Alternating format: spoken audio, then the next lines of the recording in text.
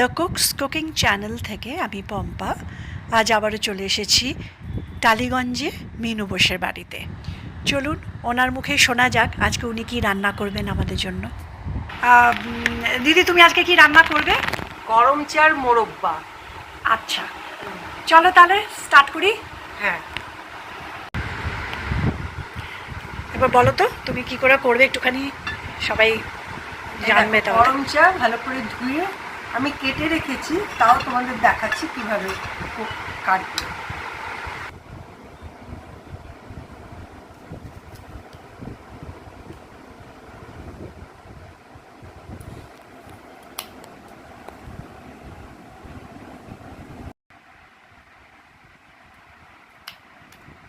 এইভাবে আধখানা করে কেটে দিল। ও, এবার কাটা তো খুব মুশকিল না, ছোট ছুরি দিয়ে বা বটি দিয়ে একটা। এইটা অসুবিধা যেটা, এই বীজগুলোকে বার করে নিতে হবে। ও,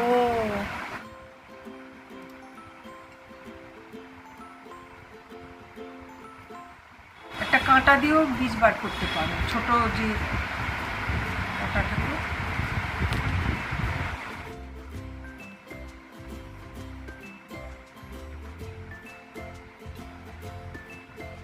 আমি পুরোটা কেটে রেখেছি, কারণ সময় লাগে কাটতে। চলো তাহলে রান্নাঘরে যাওয়া যাক। আচ্ছা, এই হাফ কিলো করমচার জন্য আমি এটা হাফ কিলো চিনি দিয়ে করা যায়। তো আমার কাছে বাতাসা আছে, তাই আমি বাতাসা নিয়েছি। ও আচ্ছা আচ্ছা আচ্ছা। কটা বাতাসা মোটামুটি? মোটামুটি 30টা 32টা? হ্যাঁ, 30-32টা বাতাসা। আচ্ছা আচ্ছা, প্রয়োজন হলে বেশি বাতাসাও লাগতে পারে। 2 কাপের মতো জল দিচ্ছি। আচ্ছা আচ্ছা আচ্ছা আচ্ছা। 1 টিস্পুন নুন দিলাম।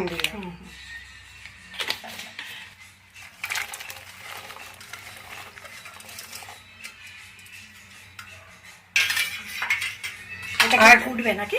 হ্যাঁ, মানে একটু ফুটে উঠলেই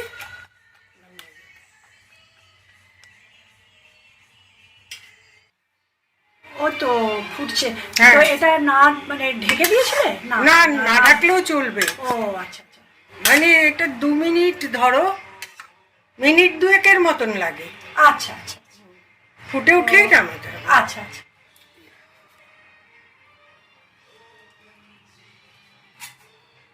ও, এটা তো ওই জলটা ছেঁকে নিলে। ওই জল দিলে কড়াইয়ে হাফ কাপেরও কম। 1/4? 1/4। আচ্ছা আচ্ছা। বাতাসাগুলো দিয়ে দিচ্ছি। ও আচ্ছা আচ্ছা। গুড়ের আছে, আবার 2-একটা চিনিরও দেখছি বাতাসা। হ্যাঁ, সব মেশানো। নকুলদানাও আছে। নকুলদানা, হ্যাঁ। এটা আবার গলবে, তাই এটা একটু গলবে, ততক্ষণে জলটাও ঝরে যাবে। এটা রস তৈরি হচ্ছে তো?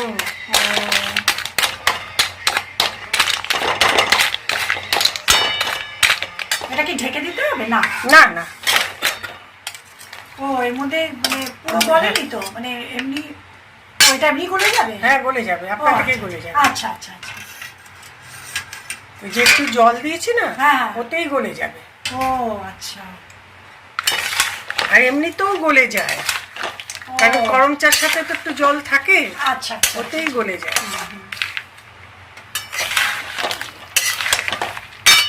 দেখবে কত জল বেরিয়ে যাবে। ও মানে নাড়াতে থাকতে হবে নাকি?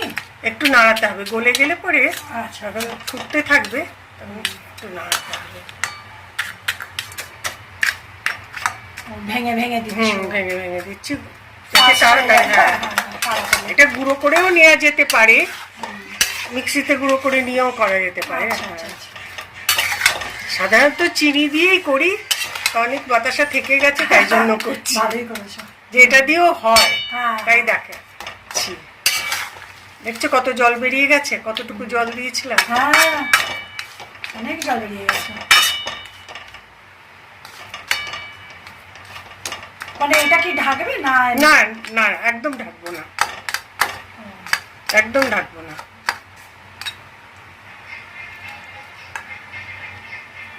দেখেছো করমচাগুলো যেরকম সেরকমই রয়েছে, শুধু একটুখানি হালকা সেদ্ধ করে নিয়েছি, তাতে দেখো বেশি গলে যাবে না। আচ্ছা আচ্ছা আচ্ছা আচ্ছা, চটজলদি গলে যায় এটা। আপনার করমচাগুলো গলে যাবে না, মিষ্টির ভেতরে দিয়েছি তো। আচ্ছা আচ্ছা, ওটা আর গলবে না। ও মানে এরকমই থাকবে। হ্যাঁ এরকমই থাকবে।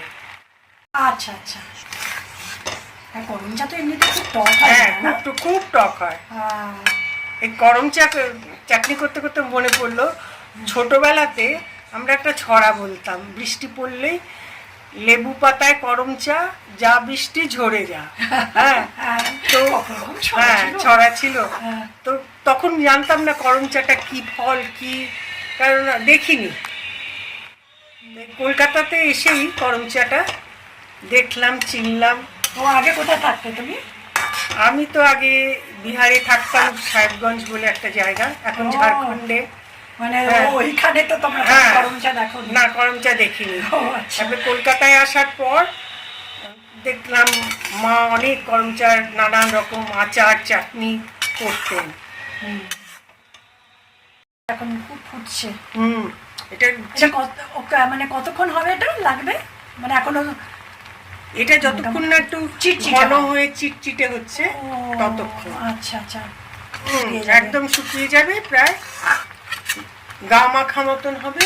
আচ্ছা আচ্ছা আচ্ছা, কি সুন্দর গন্ধ বেরিয়েছে একটা, খুব সুন্দর একটা গন্ধ। ওটা ওই গুড়ের। হ্যাঁ, রসটা অনেকটা ঘন হয়েছে, এবার অনবরত নাড়াতে হবে, নইলে তলায় লেগে যাবে।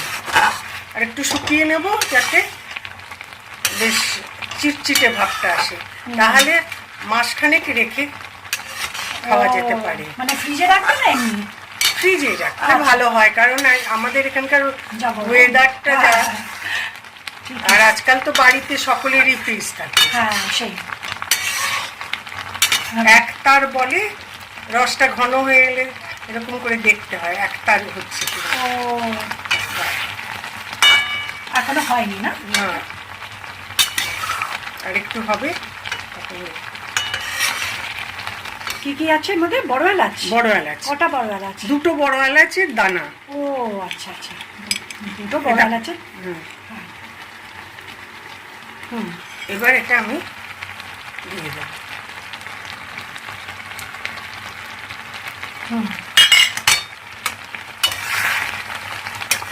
ছোট এলাচের গুঁড়োও দিতে পারো, দারচিনির গুঁড়োও দেওয়া যায়। আমি হাতের কাছে যা পেলাম সেটাই দিলাম। আচ্ছা, একটা ভালো ফ্লেভার আসে।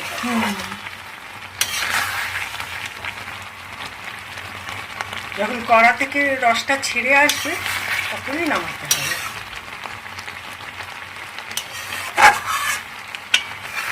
আগুনের আঁচটা মানে কি সিমে করবে এটা নাকি? না না, সিমে নয়, পুরোতেই করছি।